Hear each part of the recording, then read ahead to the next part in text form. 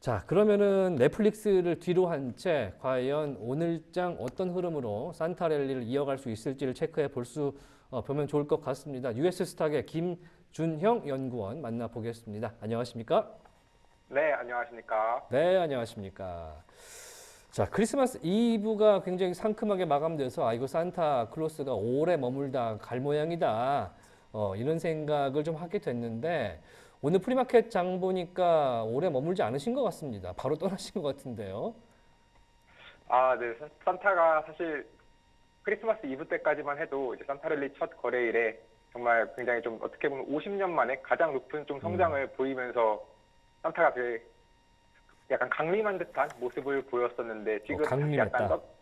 네, 잠깐 떠난 것처럼 또 약간 좋지 못한 모습을 보였는데요.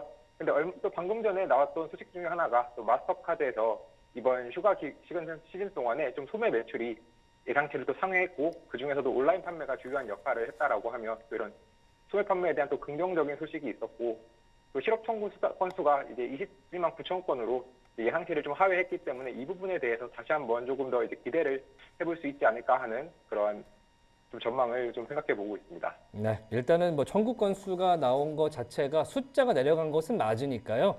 좀 오늘 시장에 영향이 있기를 바라보도록 하겠습니다. 산타랠리 얘기를 계속할 수밖에 없을 것 같습니다. 크리스마스는 지났지만 산타랠리는 마무리된 것이 아니죠.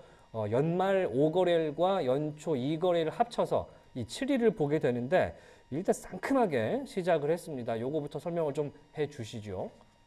네, 이제 산타랠리 같은 경우 지금 이번에 첫 거래일에 3대 지수가 또 모두 상승 마감을 하였는데요.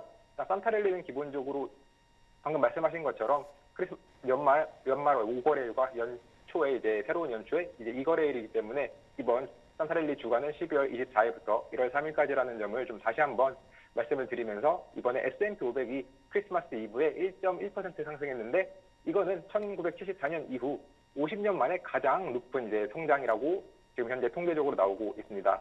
또한 앞으로 이제 좀 통계적으로 그러면 이번에 산타랠리를 조금 더 긍정적으로 볼 수 있는 통계가 있어서 가지고 와봤는데요.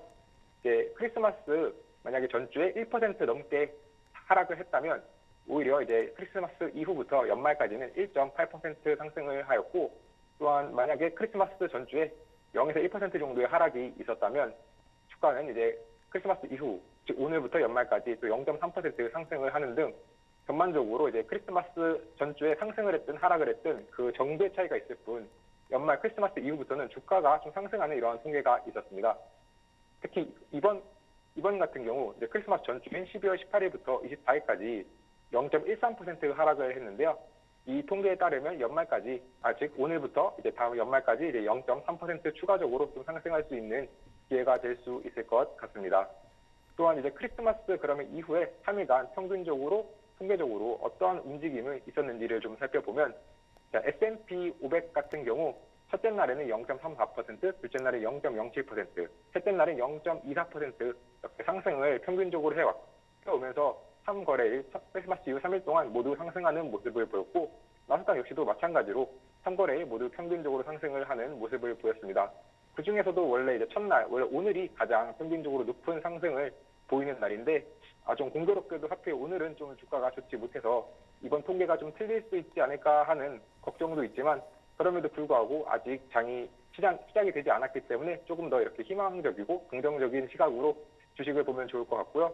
평균적으로는 이제 둘째 날에 상승률이 가장 낮았다는 점까지 기억해 주시면 좋을 것 같습니다.